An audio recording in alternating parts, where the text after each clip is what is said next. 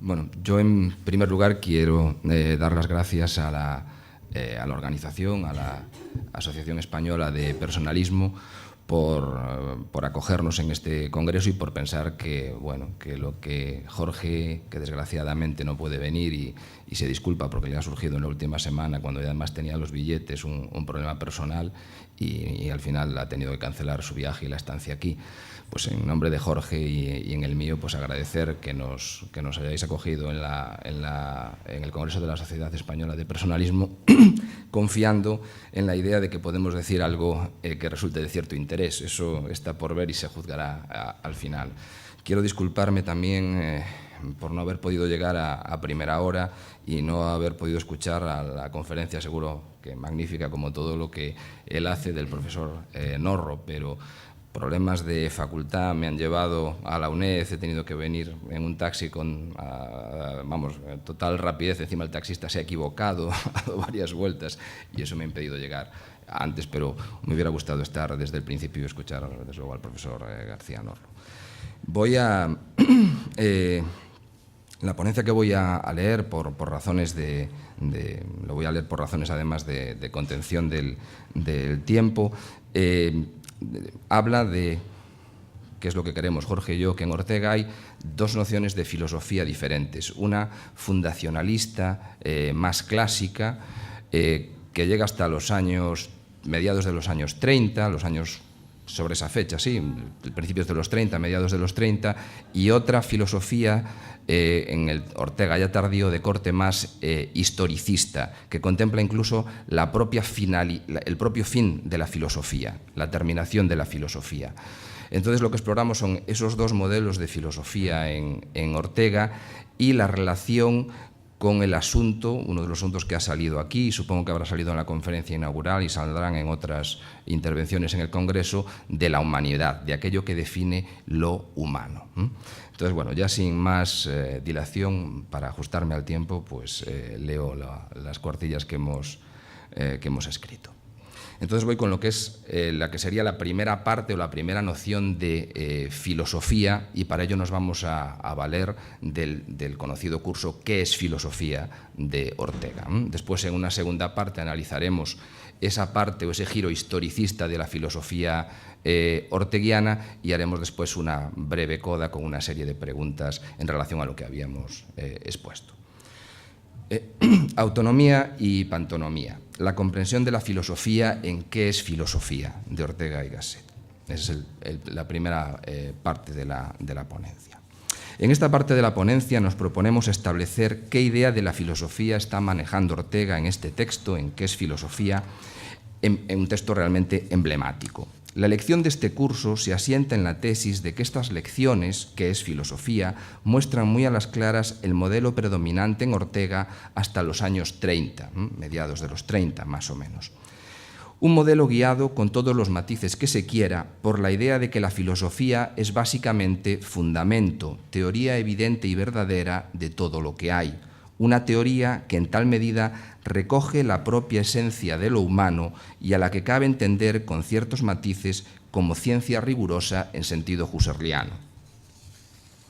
Los pasos que vamos a dar en el desarrollo de esta primera parte de la ponencia, de esta tesis de la idea de Ortega, que está en ¿Qué es filosofía?, como filosofía, digamos, como saber fundacional que abarca la totalidad y que trata de fundar la totalidad. Los pasos que vamos a dar son los siguientes. En primer lugar, nos ocuparemos de hacer una aproximación general de la idea predominante de la filosofía en estas lecciones. Esta será entendida, la filosofía, ya lo hemos mencionado, como un discurso teórico sin supuestos, presidido por la evidencia y que tiene que ver con la totalidad de lo que hay. Usando el lenguaje presente en esas conferencias, se defenderá que la filosofía es autonomía y pantonomía, o autónoma y pantónoma. En segundo lugar, mostraremos cómo para la Ortega de esta época tal discurso filosófico se liga necesariamente al sentido humano, un anhelo que en puridad, que tal discurso filosófico se liga necesariamente al anhelo de sentido humano, un anhelo que en puridad solo la filosofía puede colmar. En la medida en que tal anhelo se postula como universal y solo puede ser satisfecho por la propia filosofía, la ecuación que se establecerá en estas lecciones será la siguiente.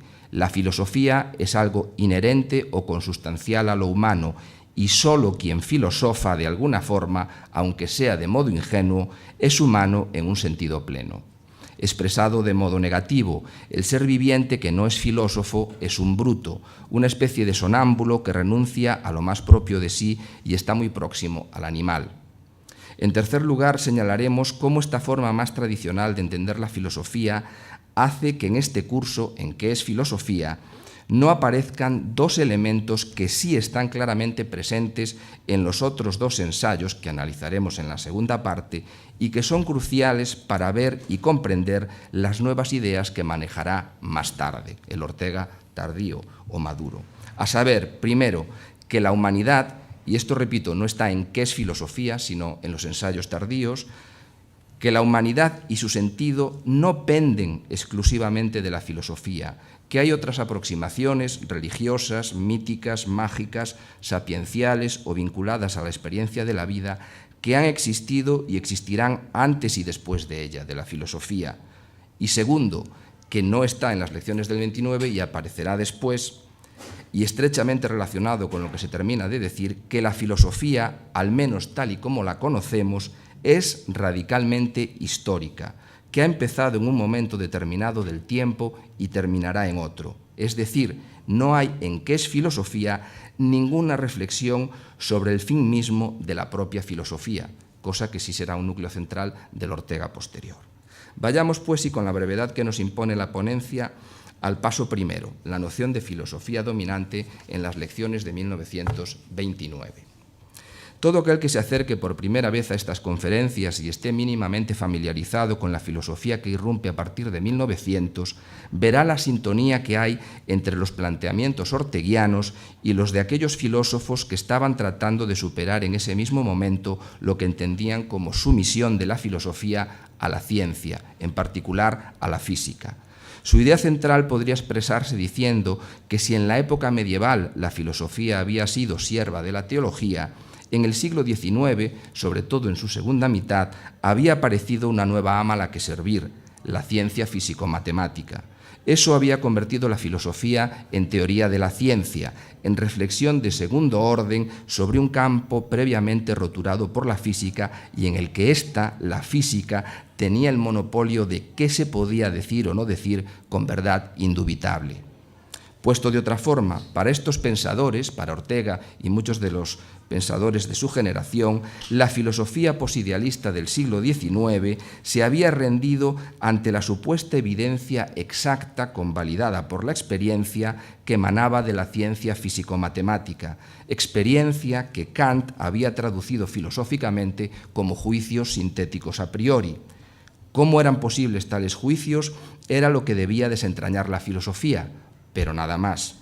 Sin embargo, ¿era verdaderamente el conocimiento proporcionado por la física, por la ciencia físico-matemática, un conocimiento estricto del mundo, el único verdaderamente riguroso y en tal medida el modelo a seguir? Ortega y muchos de sus compañeros de generación contestaron negativamente a esta pregunta.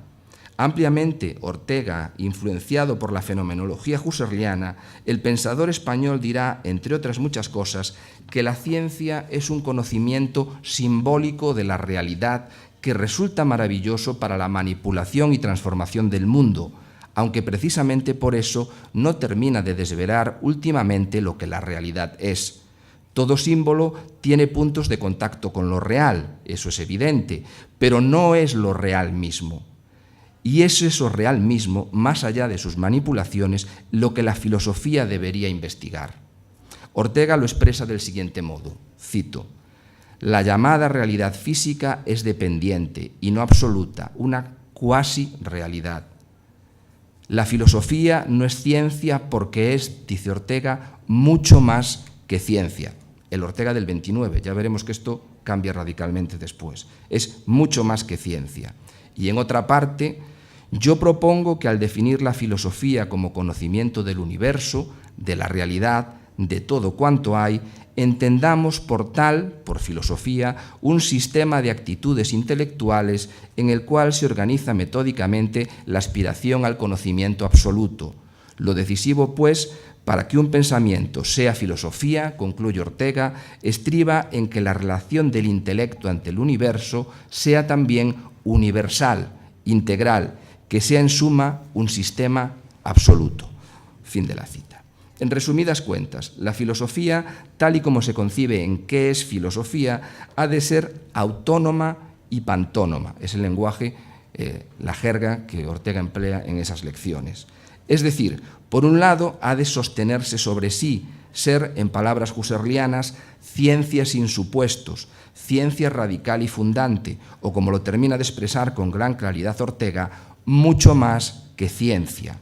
Desde esta perspectiva, la filosofía es, para el Ortega del 29, el único, y reparen en esta idea, el único saber propiamente autónomo y es presupuesto de cualquier otro. Pero más allá de la asunción radical del criticismo, la filosofía de ese momento de autonomía, la filosofía también ha de ser teoría del todo, saber de la totalidad, pantonomía, a saber, dice Ortega, la filosofía no debe contentarse con ninguna posición que no exprese valores universales, en suma, que no aspire al universo. Fin de la cita. La suma de ambos momentos, el cartesiano, kantiano, criticista, autonomía, y el hegeliano, pantonomía, darán como resultado que la filosofía ha de ser, para el Ortega de estas lecciones, para el Ortega de 1929, ya lo hemos dicho, saber absoluto. Un saber absoluto que en cuanto tal no puede, y lo vuelvo a citar, aceptar para sus frases, para sus proposiciones, otro modo de verdad que el de total evidencia fundado en intuiciones adecuadas. Es decir, continúa Ortega, la filosofía, los datos que ha de buscar, son aquellos que segura e indubitablemente hay. Fin de la cita.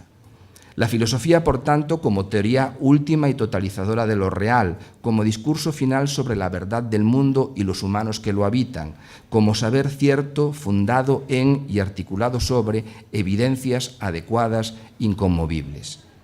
Pero si esta es la idea que Ortega parece tener mayoritariamente presente en este curso, en qué es filosofía, no nos puede extrañar tampoco que en las mismas lecciones se produzca una fuerte identificación entre filosofía y humanidad, o expresado de modo mejor, entre filosofía y ser humano, y esta es la clave, en sentido pleno. Entramos con ello en lo que al inicio calificábamos como segundo punto de nuestra tesis en esta primera parte de la ponencia. En efecto, si la filosofía es saber absoluto y universal últimamente fundado, conocimiento primario y totalizador de lo real, cualquiera que pretenda vivir una existencia propiamente humana debería relacionarse, aunque fuera de modo mínimo, con ella, con la filosofía. Puesto de otra forma, ser humano es ser de alguna forma filósofo en el sentido noble del término, y quien no ha caído en la cuenta de que la filosofía define lo propio y específico de la humanidad, algo así como su esencia, no se diferencia para el Ortega de estos años de los brutos, de un animal que ha sustituido ahora sí los instintos por una vida llena de hábitos mecánicos, reificados y nunca reflexionados. Porque, como señala el propio pensador, lo cito, la filosofía no brota por razón de utilidad, pero tampoco por sinrazón o capricho. Es constitutivamente necesaria al intelecto.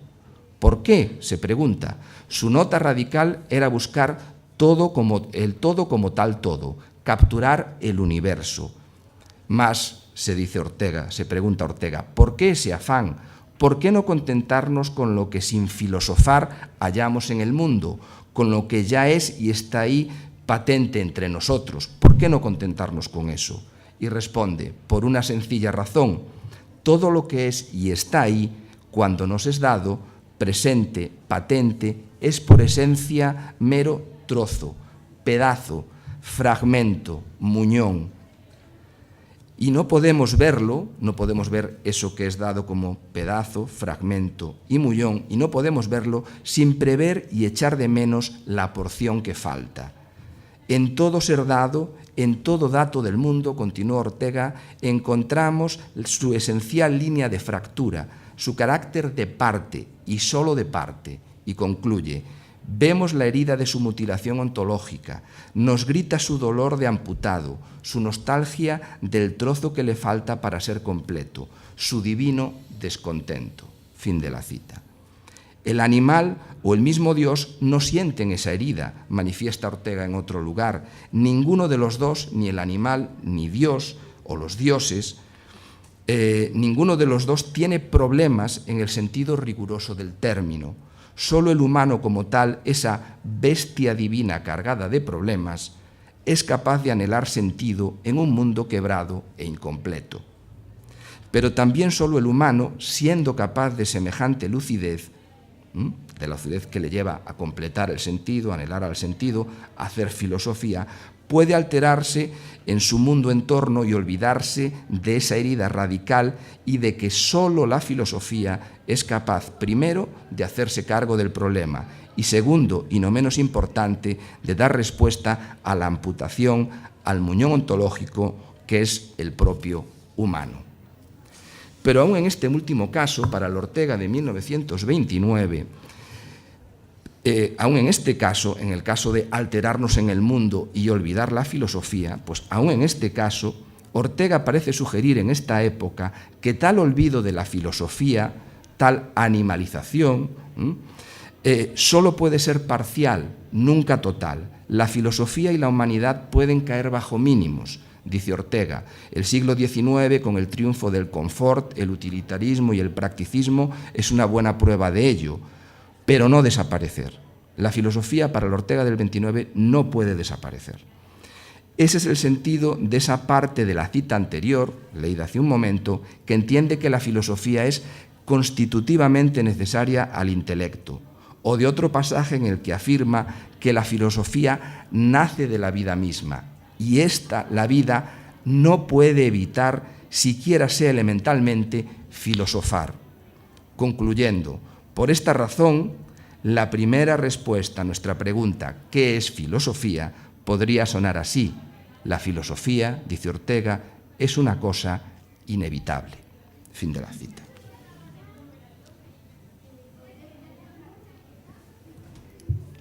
En resumen, vivir humanamente y vivir filosóficamente son para el Ortega del año 29 una y la misma cosa. Humanidad en el sentido noble y pleno, y filosofía se declinan al unísono.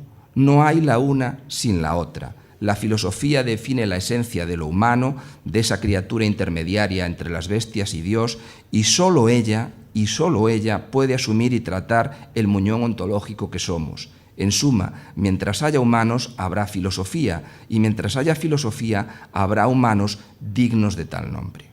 En este sentido, y nos adentramos ya muy brevemente en el tercer y último paso de la tesis de esta primera parte de la ponencia, no es de extrañar que después de haber repasado con extremo cuidado, tanto Jorge como yo, el texto del curso, el texto de estas lecciones de 1929, no hayamos encontrado en él ni una sola referencia a otros posibles modos de ser humano en sentido pleno que no pasen por o estén ligados al discurso filosófico.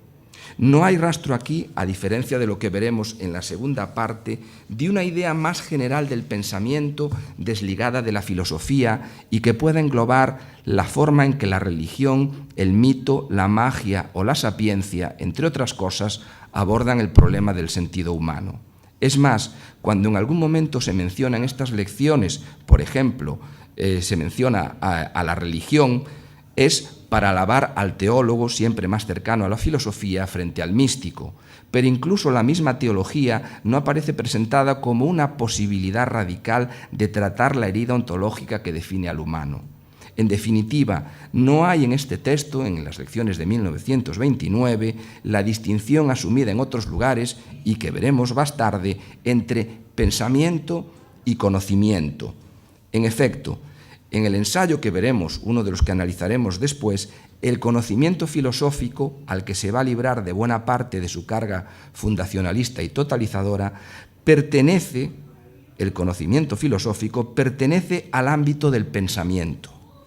Este ámbito es el que aborda de modo general el problema del sentido, pero aunque todo conocimiento filosófico será pensamiento, en el Ortega tardío no todo pensamiento se subsume bajo el conocimiento filosófico.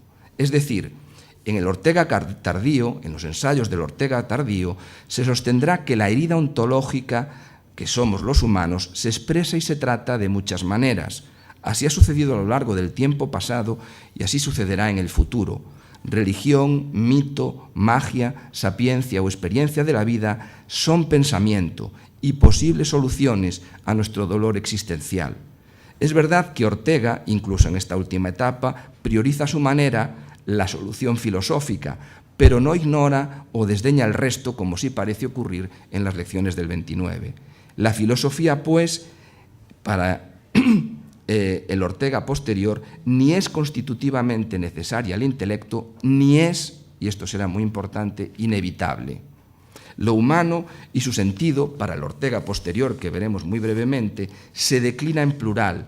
Filosofía y esencia humana no están inextricable y bionívocamente unidas, al menos en principio.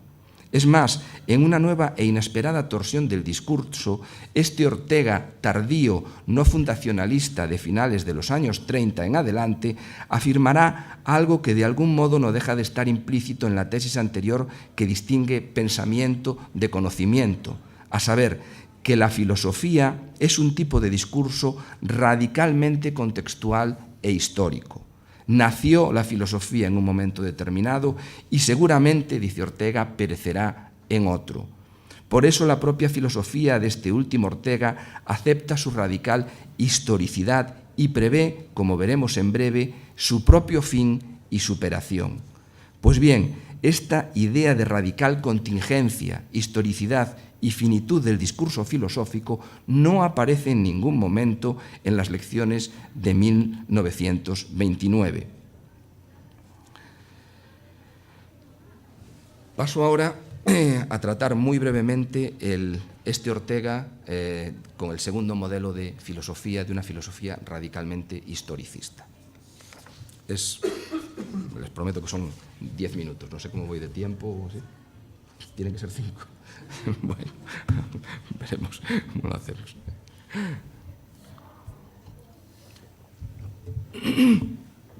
Gracias. Los dos textos que nos ocuparán en esta segunda parte del trabajo, Apuntes sobre el pensamiento, su teurgia y su demiurgia y prólogo a la historia de la filosofía de Émile Breillet, no solo suponen un desplazamiento temporal, ya que fueron escritos respectivamente en 1941 y 1942, sino que comportan un traslado en el espacio. Fueron redactados desde Buenos Aires y también son un vuelco existencial, ya que su composición se realizó desde las limitaciones tanto materiales como espirituales que imponía el exilio. Estas condiciones marcan la tesitura afectiva de los textos que vamos a comentar. A pesar de que Ortega insiste en que su filosofía no es una filosofía del fracaso, una filosofía vulturina, dice él, se percibe en estos textos cierto tono melancólico completamente ausente de las lecciones de los años 30. Pero no solo cambian las condiciones de enunciación materiales y afectivas, sino que la propia naturaleza de la pregunta que los rige sufre un desplazamiento importante. Al pensador madrileño ya no le va a interesar definir solo la naturaleza o esencia de la práctica filosófica, la pregunta por el sentido, ¿qué es filosofía? Lo que se trata ahora de indagar es la función, la ocasión, la contingencia y la finitud de la propia práctica filosófica. ¿Para qué se hace filosofía? ¿En qué momentos de la historia se practicó? ¿Y en función de qué? ¿Qué otras formas de pensamiento cumplen una función análoga a la suya? Etcétera. Se propone incluso una filosofía, y lo cito literalmente, que entrevé el fin o término de sí misma y preforma ensayos de reacción humana que la sustituirán. Ha habido, pues, claramente un desplazamiento de la pregunta de un plano fenomenológico, con las singularidades que Ortega le impone a esta práctica, a otro más pragmático hermenéutico. A la filosofía le son asignadas nuevas funciones: reflexionar sobre la historicidad de las diferentes formas de pensamiento humano, realizar una labor arqueológica para desentrañar los presupuestos, las creencias, las condiciones de posibilidad histórica que hacen posible toda forma de pensamiento, incluida la propia filosofía, cuestionar la soberanía que la filosofía tenía sobre la definición de lo humano, o sacar a la luz que son múltiples los saberes, y no solo el filosófico, quienes han configurado las diferentes nociones de ser humano que hemos heredado. Y lo primero que hay que aclarar respecto a las reflexiones sobre el carácter contingente de la filosofía y aquellas otras sobre el final de esta forma o de actividad intelectual en el Ortega tardío es que ese gesto de Ortega no constituye un mero ejercicio metafilosófico, como suele ocurrir en otros casos, donde el pensador se limita a desmontar, a deconstruir los mecanismos con los que se había configurado la tradición metafísica, siendo su principal objetivo subordinar la práctica filosófica a un fin que se considera trascendente a la misma: la democracia en el caso de Richard Rorty, la justicia en el caso de Jacques Derrida, o el otro en la filosofía de Manuel Levinas, por solo mencionar tres ejemplos emblemáticos. En efecto, en el primer texto que será objeto de estudio y que suscitará nuestra atención, Apuntes sobre el pensamiento, Ortega no trata de construir una teoría de los prejuicios consustanciales a la tradición metafísica y las consecuencias éticas y políticas que esos mismos prejuicios conllevan, sino que inicia su reflexión debido a una crisis en la actitud del hombre ante el pensamiento mismo, tomado en su integridad, nada más y nada menos. Ortega dice: son las crisis, en continuidad con lo que antes se señalaba, son las crisis, las grietas en un sistema de creencias, las que obligan al humano a pensar, porque, y esta es la diferencia importante entre este segundo Ortega y el primero, porque pensamiento es cuanto hacemos, sea ello lo que sea, para salir de la duda en que hemos caído y llegar de nuevo a estar en lo cierto. Pero aquí nunca se dirá que ese pensamiento es necesariamente filosofía. Hay una pluralidad de modos de salir de la duda.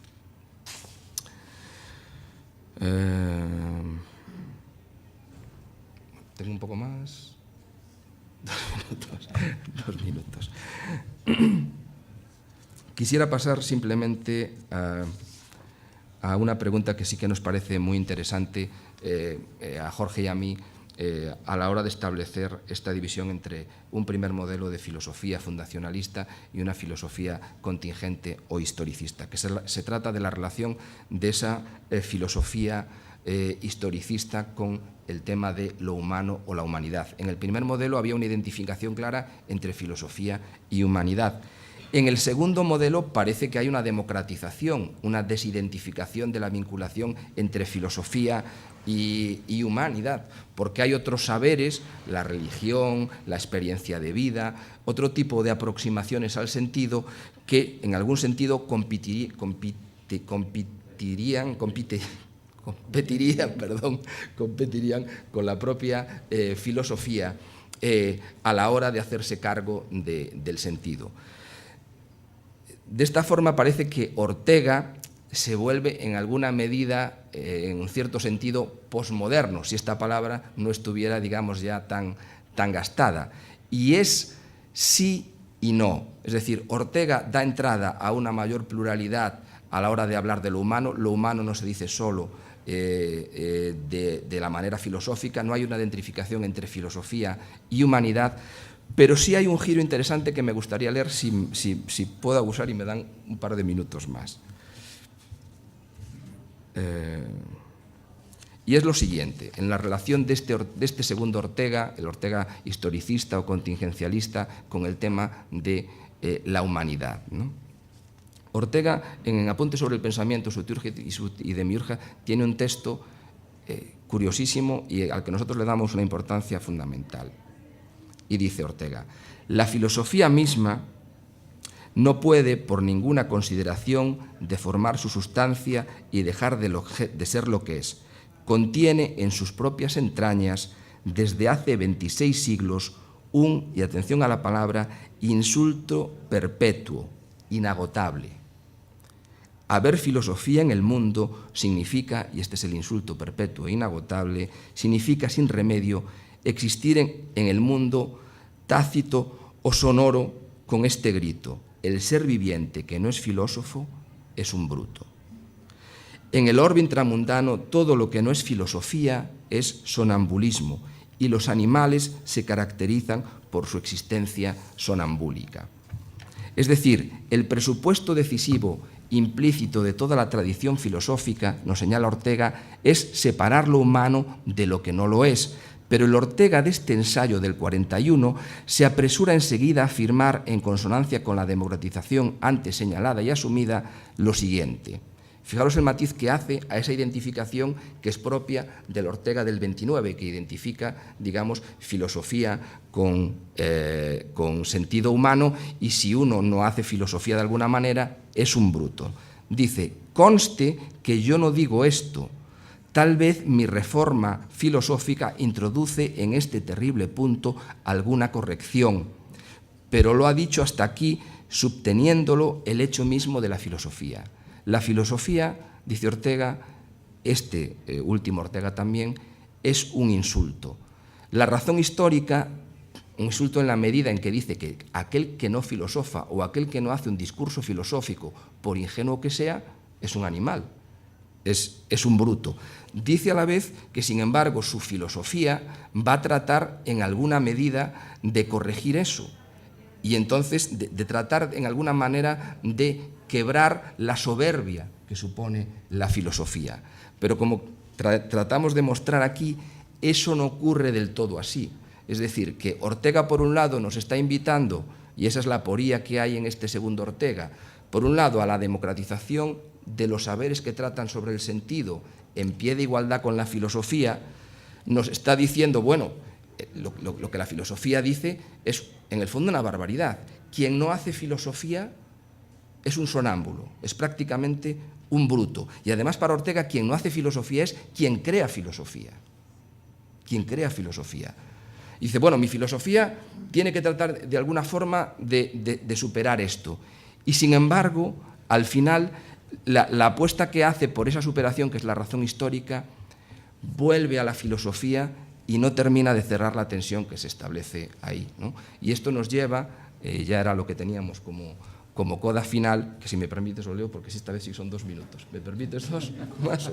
No, no me permites 2 más.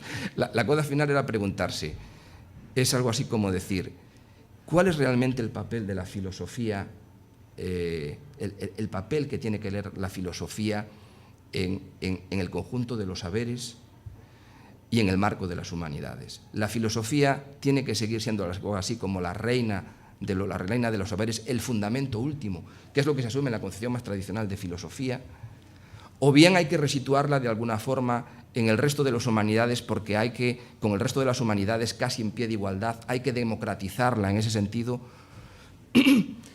hay que abajar sus pretensiones fundacionalistas, porque si no, en el fondo lo que estamos sosteniendo es una tesis realmente complicada, y yo creo que a lo mejor tú nos hablarás algo de eso, que es la distinción masa-minoría, la distinción de quién crea filosofía y quién solo la recibe. Y en el fondo de todo esto lo que se está jugando es la idea de humano. Y Ortega, en última instancia, lo que nos viene a decir, y dice que es el insulto de la filosofía y cómo habría que resolverlo, y es lo que él lo termina de hacer, es todo aquel que no hace filosofía, que no es filósofo. Y eso es lo que arrastra toda la tradición. Y filósofo es quien no crea o recrea filosofía, en el fondo es un sonámbulo, es un humano de segunda categoría, es masa. Pero claro, la masa parecemos ser la inmensa mayoría de nosotros. En fin, solo dejo aquí esto para que, si queréis, sigamos después la discusión. Muchas gracias.